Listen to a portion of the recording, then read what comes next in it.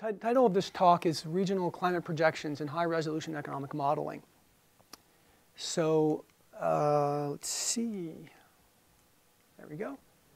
So let me describe to you first. I missed one. OK, just outline the talk. I'm going to just describe a project I've been working on for some time now, which is joint with Per Krusell in Stockholm, a global economy climate model with high regional resolution. OK, now I'm not going to have time to describe the whole model in just 20 minutes. And this, of course, this conference is about uncertainty. So I wasn't even sure this talk would fit in the theme of the conference. But what I want to focus on in particular is a downscaling model that we're using to forecast regional temperature. And I want to describe some uncertainty I have about that. And then maybe get input from climate scientists about whether that's a good way to proceed. Now, I'll explain why we're using that in a minute. OK, so let me just describe the goals of the project, though. So I'm very much standing on the shoulders of Bill Nordhaus. In fact, that's literally true since his office is directly below mine. So a special case of this model is the DICE model. So it looks like the DICE model. It's fully dynamic, optimizing consumers and so forth. But what we're introducing is heterogeneity in a really big way, plus some other features.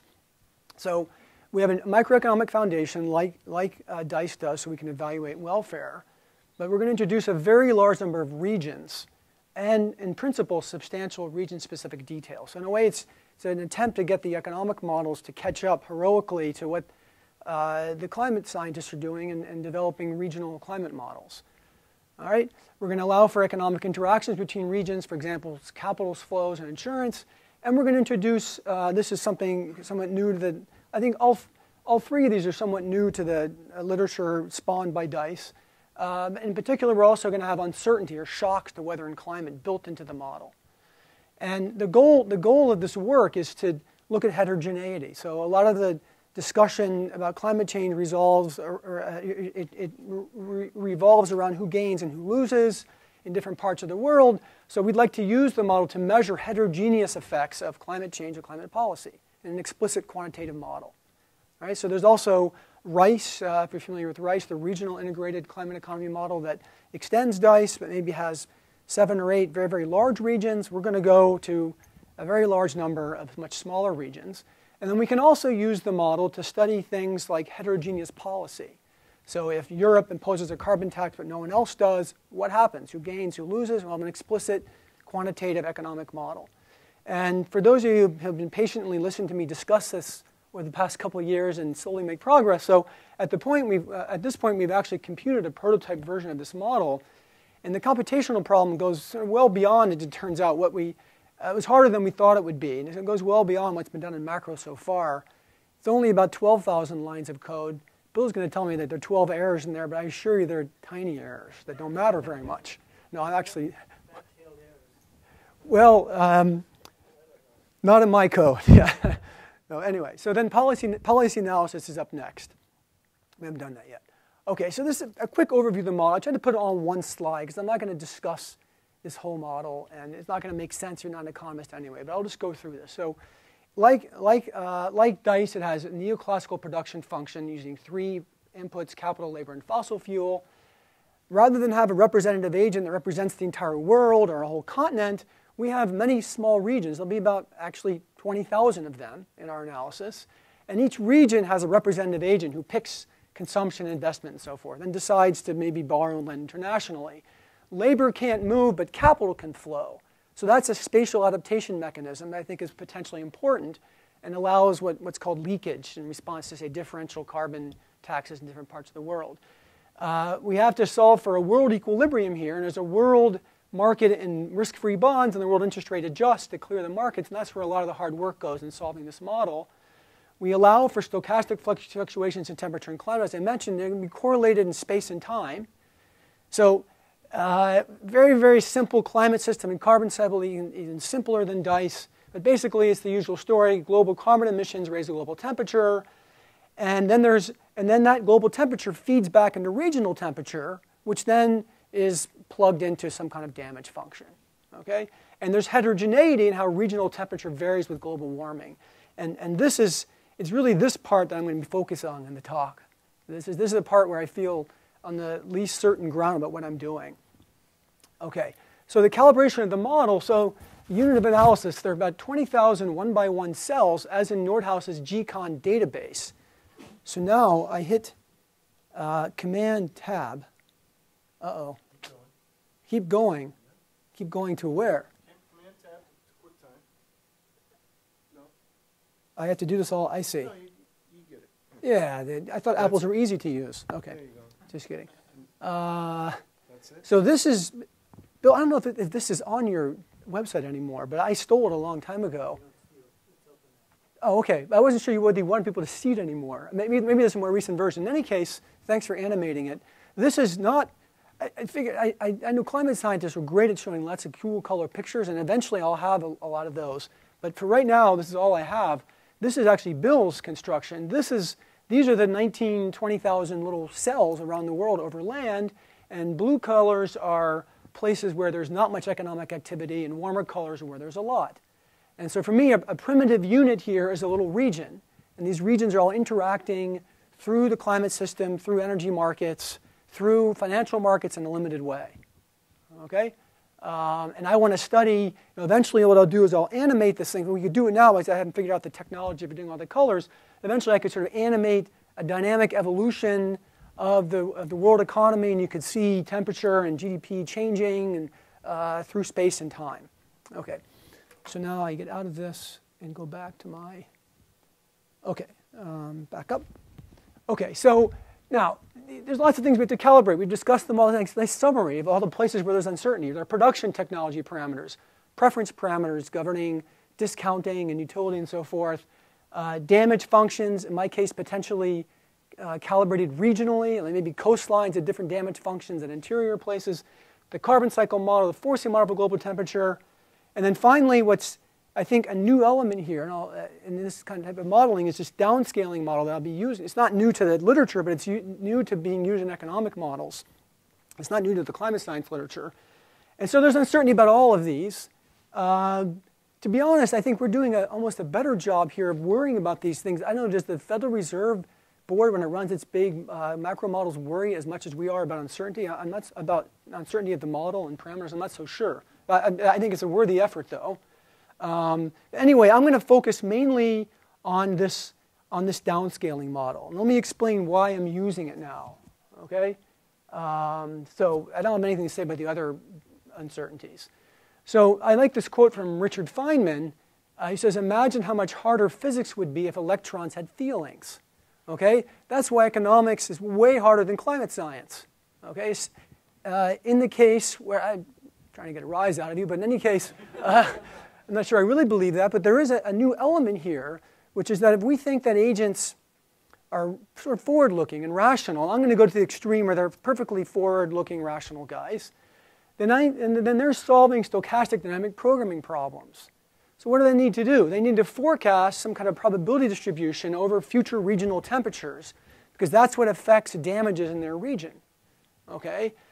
But solving stochastic dynamic programming problems is hard. The curse of dimensionality goes up exponentially with the dimension of the state space. Okay, so there's no way I'm plugging in one of these beautiful GCMs done at a regional level, even if you could run it fast enough, which I guess you can't. I can't handle all those state variables. So I need to do something simpler, right? Unless I want to abandon forward-looking behavior, I think as a benchmark, we should probably go, like I agree with Bill to some extent, as a benchmark, let's go to the extreme where all these guys are perfectly forward-looking guys, and they're recognizing climate change in the future and making changes now and adapting their decisions to what might happen in the future. So the moral is I must severely limit the number of state variables to forecast temperature. So I'm going to go, now here's where I'm a little too brave, but at least there were two earlier papers using econometric tools. It says, well, I don't know how to do GCM models, and I tried to read the output from some websites, all very complicated. I said, well, I know statistics. I'm just going to run my own model here, which it turns out I discovered later is known as an empirical statistical downscaling model, or a pattern scaling model, I guess sometimes in the literature. So this is what I ran, using historical data. So I got hold of Matsura and Wilmot's annual land temperature data, going back, sorry, this is 1900 to 2008. I aggregated one by one cells, and then I estimated this model. So what's the goal? Each region wants to forecast its future regional temperature. I is for region I, one of these little cells. And there's some kind of long-run average here or something. And then, I guess I could use the pointer. And then there's the global temperature, and then there's a shock. Okay? And this is a sensitivity coefficient. L is latitude. Psi is an unknown parameter. So the idea is that your regional sensitivity on average to global climate change will vary by latitude. It's well known by climate science, but I'm going to reproduce what's well known, I guess, using this econometric model. But what's key for me is I'm actually going to put the shocks in. I'm going to come back to that. I realized that my question earlier was related to the using shocks, random shocks, when fundamentally the weather system apparently is not driven by random shocks in the way that all our economic models are. It's driven by chaotic dynamics. Well, I'm just going to pretend like it's just a random shock out there. Maybe it can proxy for things we don't know, but for right now, just think about it as there's random variability in your temperature. So I'll allow these shocks to be autocorrelated. Okay, I'll estimate the autocorrelation coefficient, and there'll be some kind of innovation variance here which governs how big an average shock is. And then I'll allow these innovations in this autoregressive process to be correlated in space. And so this is the distance between region I and region J, and here's some more parameters. And so basically I've estimated this, using what I know about econometrics, estimated this big system here. So it's not unlike what was done in some of the earlier talks that use econometrics. So my estimate is that the shocks are somewhat autocorrelated, 0.41. This is an annual. So if you're warm today, your region will tend to be warm tomorrow, according to the historical data. And the shock is pretty big. It's 0.72 degrees centigrade. That's the standard deviation of a shock. They look pretty normal, actually, these shocks. All right. This could be a lot of measurement error. I recognize that there's a whole lot of interpolation going on here, especially for earlier time periods. And maybe what I'm picking up partly here is interpolation errors and calling them something structural. But in any case, so let me show you a couple of pictures that comes out of this, then I'll ask a few questions about my downscaling model. All right, so it's a very simple model. This is my sufficient statistic, global temperature, and that's all I need to know to predict my future mean temperature, but I know there'll be some distribution around that because there's randomness. Okay, so here's just the global average land temperature from my data. Okay, we've seen that a million times today. This is my global temperature that I'm feeding in as the predictor. I'm not feeding in the actual variability, but some kind of trend line. There's a couple of pictures that I like here that are new. This isn't so new. These are my coefficients on sensitivity coefficients to what latitude you're on. So if you're at latitude minus 55, then when the globe warms up by 1 degree, according to my estimates, you warm up by 1 degree. If you're at minus 25, you warm up by less than a degree, and so forth. You get more warming at the poles, less warming at the equator. Climate scientists tell me this picture doesn't look ridiculous, although I think these should be maybe shifted a little bit. Yeah, go ahead. But is this the smooth response when you do it for each retail average? Is it that smooth? Or do you have a functional form that you assume up here? I use a functional form. I have a cubic spline here. There's a lot of variation around here, and I would expect that because there are random shocks in my model. Okay. Now, my functional form could be wrong. We could talk about that. But yeah, that's right. Yeah. Okay. Now, I also calculated the spatial correlation of the shocks. And you can see that these are temperature shocks. So if you're very nearby, you get a high correlation. And if you're far enough apart, you get basically to a 0 correlation. If you're 3,000 kilometers away, that makes sense. Okay. So that kind of makes sense to me. And then this is kind of interesting here. I'd be interested to get some feedback on this. Now, I've assumed so far that the shocks have a constant variance. But now that I've estimated my model and removed some of these trend terms, I can look at the properties of the shocks and do a residual analysis. And really, I should do another step and re-estimate the model. But let's just take do a residual analysis. So I'm going to imagine that maybe this variance changes over time. Okay, it's not in my model right now, and it's not in either my structural model or in this econometric model. Neither, I'm assuming it's going to be constant. But let's just look at a residual analysis, allow it to vary by time and estimate it. So here are the estimates you get. And this might be the big El Nino event, I guess. People have told me, one of those two spikes. But what you see here, so on average, it's about 0.7, right? if I constrain it to be 0.7, I get about here. Well, it seems to be a clear upward trend and a very noticeable trend at the end there. So I think it's like evidence, actually, that shocks are getting bigger. I don't know if this evidence is out there in the literature. I'd be curious to know. And I should give you standard errors. I haven't done that yet. So I mean, there's uncertainty about all my estimates. Okay. And then here's actually allowing now the shock to vary. This is estimating a separate shock variance for every data point. So seeing whether there's some latitude dependence. And so you tend to see that areas this is annual shocks. The areas near the equator tend to have less variability, and areas outside tend to have more, and that, I think, makes sense as well. So I think this downscaling model is picking up, the climate scientists aren't going to laugh me out of the room, but probably there are more sophisticated things that have been done. But the key thing for me is I need to have a small number of regressors, small state variables, to be able to do this. I could handle a few more, to be honest, because we developed some new methods, but not a whole lot more. And I also want to have a full shock structure. There's a lot of variability in the data, and I want to feed that into the model. And then I can ask questions, about maybe maybe climate change leads to changes in mean temperature and standard deviation of temperature. Now I can tell you what are the welfare effects of that, who gains, who loses. Okay, so I only have 2 more slides because now I have a bunch of questions about my downscaling model. So Jeff Heel earlier mentioned this paper by Hawkins and Sutton, who quantify 3 sources of uncertainty in regional climate projections: internal variability caused by chaos and not knowing the initial conditions precisely enough, model uncertainty or parameter uncertainty even within the model, I would say, and scenario uncertainty, which is emission scenarios, you all know. So I've kind of accounted for this one already here. This first internal variability I'm summarizing it with the shock. I guess the shock is picking that up. If I simulate my model, the global temperature is not going to be smooth. It's going to move around because these shocks, you would think with 19,000 regions and independent shocks, you wouldn't get variability, but you actually do because they're correlated in space. It adds up to something. You actually see the temperature moving around. Okay? And that actually leads to aggregate fluctuations in my economic model, which leads to a lot of technical complications I won't get into now. All right. And I guess the scenario uncertainty is endogenized by the model. That's the point of the model. So it's no longer something I need to vary independently. Doesn't mean my model gives the right path for emissions.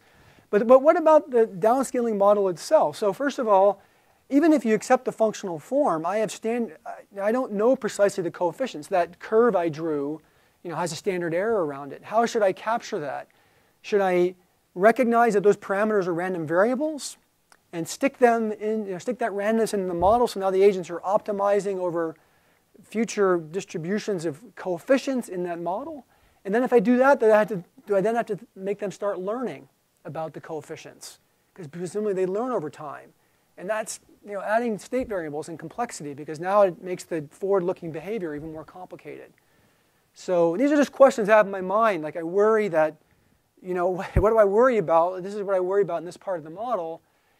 Now, what about uncertainty about the form of the downscaling model? Maybe it should be nonlinear. I've actually looked a little bit for that. And maybe it should have additional state variables, or maybe it should have a more complicated error structure. And can I just capture that by thinking of the shock, maybe inflating the shock and just calling that sort of model uncertainty? Is that a way to proxy for that uncertainty? I don't know if that's legitimate or not.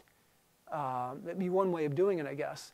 I could look across a bunch of downscaling models and then calibrate the shock variance, which I'm calling now, the shocks are now natural variability, but they could be variability coming from not knowing what the model is. Ideally, the agents would kind of update some probability distribution over these models using Bayesian updating, but that may be too complicated. Now, this gets back to a question from earlier about, I almost put sufficient statistics here, which has a precise meaning in statistics, but maybe a little less so here. But are there other state variables besides the global mean temperature that I could put into my model, like, I don't know, average cloud cover or something, or average water content of the atmosphere, or that's not a constant, surely, maybe that's moving around. The El Nino variation, should that also be a regressor in my model? Maybe because I'm not putting that in, I'm finding autocorrelated errors, but that's actually more predictable. So I just feel like maybe there's more I could put in here. And to be honest, I could handle a few more state variables there, okay, in this downscaling relationship. And then finally, the question that worries me the most is, is this historical downscaling relationship appropriate for out-of-sample forecasting? And I'm quite worried about projecting beyond the range of the data that we've seen for temperatures we haven't seen, say. So I've explored a little bit using ensembles of projections, say climateprediction.net. Probably most of you know about that here. Where it's like the search for extraterrestrial intelligence. They're out recruiting people with free cycles on their computers to run climate models, and they upload them in a very non-digestible form, at least so far. And maybe I could use those runs to estimate the same downscaling relationship to plug into my model. And then feel more confident that the physics, this relationship may not hold out of sample. But what I really would need a lot of these runs, because I think accounting for the errors in the downscaling model are quite important, and for the optimization problems faced by consumers are quite important. So I would need, I'd love to have like 10,000 of these runs, varying maybe just initial conditions in one set, another set varying the model a little bit. Another set maybe varying the climate, the emission scenario, and then somehow I could use all of those to fit. My impression is that I get maybe 100 runs or 10 runs. Not really, maybe not enough runs to really fit this kind of model that I think is important to fit, that I've been able to fit with historical data, and that's rich enough to provide a good description of the environment in which agents are behaving. Okay, so I guess I'm out of time. So that's the uncertainty I care about the most right now. I'm worried about the most because I know the least about it. There's a lot of discussion of climate sensitivity and all that. I know less about this, and I hope to have policy analysis coming out of this rather shortly. So look for it on my website at some point. Okay, thank you very much.